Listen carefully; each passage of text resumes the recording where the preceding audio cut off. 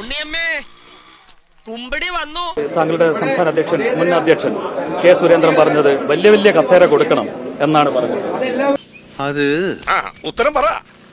അത് അല്ല, ഈ വലിയ വലിയ കസേര ആഗ്രഹിച്ച് നിൽക്കുന്നതും പോകുന്നതും ഒക്കെ എന്റെ സ്വഭാവമല്ല. അപ്പോ ഞാൻ അത്തരം വലിയ കസേരകൾക്ക് ആഗ്രഹിച്ചിട്ടുമില്ല.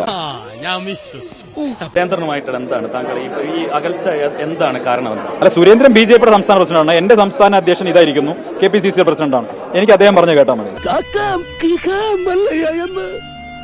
പൊട്ടുമാറുച്ചത്തിൽ വിളിച്ചു പറഞ്ഞാൽ ഞങ്ങളോടത് വേണ്ടായിരുന്നു മല്ലയ്യ, വേണ്ടായിരുന്നു.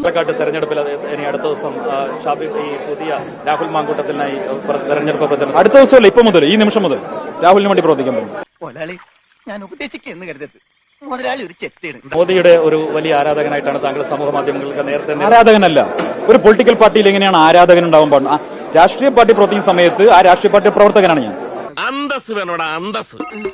കാര്യകർത്താവ് എന്ന് പറയും BJP. അതായിരുന്നു ഞാൻ, അച്ചടക്കമുള്ള കാര്യകർത്താവായിരുന്നു ഞാൻ. അത് എന്നെ ഏൽപ്പിച്ച പണി കൃത്യമായി ചെയ്തിട്ടുണ്ടായിരുന്നു. ചാനൽ വെച്ച് ഇന്ത്യയുടെ പ്രധാനമന്ത്രിയെ ഈ രീതിയിൽ ആക്ഷേപിക്കാൻ നിങ്ങൾ സമ്മതിക്കരുത്. മഞ്ജുഷേ എന്താണ് മഞ്ജുഷേ? പിന്നെ ചൂടാണ്ട് AC ഒന്നും ഇല്ല, അതോ മഞ്ജുഷേ ഇമാതിരി തെമ്മാടികളെ കൊണ്ടുവന്ന് ഇന്ത്യയുടെ പ്രധാനമന്ത്രി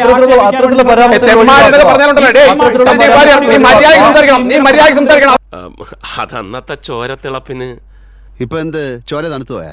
ഞാൻ ഏതെങ്കിലും ഒരു വ്യക്തിയുടെ ആരാധകനായിട്ട് BJP പോയ ആളല്ല. അപ്പൊ ഇനി ആ ആരാധന ഇല്ല. ഇനി എന്താ, ഇനി ഞാൻ കോൺഗ്രസ് പാർട്ടിയുടെ പ്രവർത്തകൻ, അത്രേ ഉള്ളൂ. ഒരു കുഴപ്പമില്ല, സന്തോഷമുള്ളൂ മക്കളെ, സന്തോഷായി. തൽക്കാലം ഇത്രയും മതി, വരട്ടെ.